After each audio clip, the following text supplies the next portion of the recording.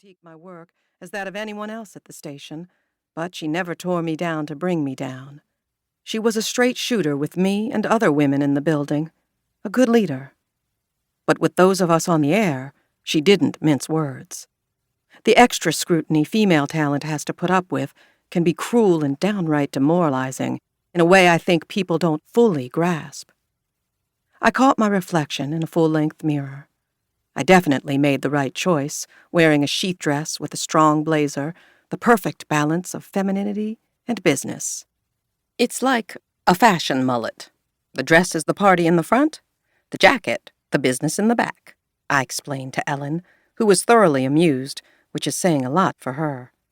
I've noticed when other people are around, she goes into her own code switch mode and tries to present herself a certain way. "Hey, Jordan, look at these." The photographer hired for the shoot switched on his camera's LCD screen and shared some candids.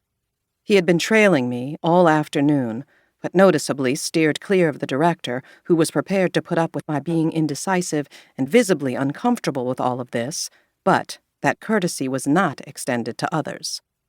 "Just a few more, Jordan. Can you look over here?" the photographer asked. "Turn just a little more toward me. Smile. Hold it." This level of investment by the station came with a price. The yellow gaffer tape, the exact hue of crime scene tape, could mark the spot where my career died, too, if this campaign didn't spike ratings or bring Channel 8 enough attention to win a local Emmy. "Where did you just go, Jordan?" the director sharply asked, snapping his fingers in my line of sight. "Come back." "Sorry, Raffi." The director's name was Rafael Navarro, but after this long day, I felt we were close enough to give him a nickname. "I can't believe all of this is happening. It's been crazy." "All the attention?" he replied, confused. "Yes, the attention, the expectations. It's a lot." Raffi was perplexed. He was used to people being thrilled to be on camera, to have this kind of a fuss made over them. "Isn't this why you got into the business?" he asked. "Actually, no." "Turn this way and fold your arms," he said. "Please, no folded arms. Why are all the promo pictures of female anchors like this?" I demonstrated the classic pose. "I'm confused. What is this supposed to convey?" Ellen sounded off behind me. "Hey, Jordan, the quicker you give him the shot, the sooner we can have drinks." "Oh, Ellen, that was the motivation I was looking for." I had been warned that these shoots could go on forever.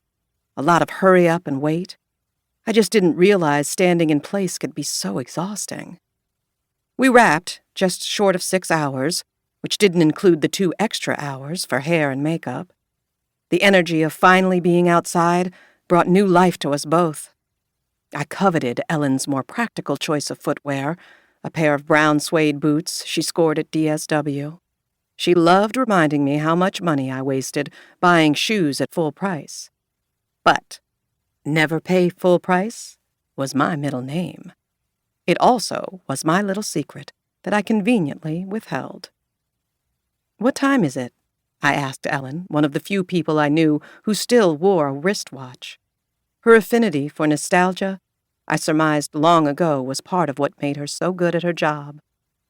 The integrity required to lead newsrooms was not talked about nearly enough at the journalism conferences I'd attended over the years.